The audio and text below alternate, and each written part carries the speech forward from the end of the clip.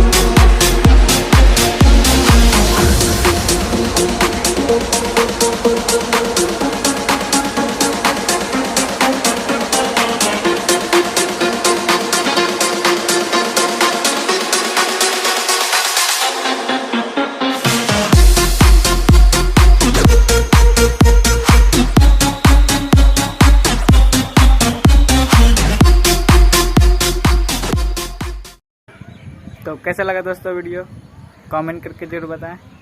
आशा करता हूं कि आपको ये वीडियो पसंद आया होगा। तो मिलते हैं नेक्स्ट वीडियो में।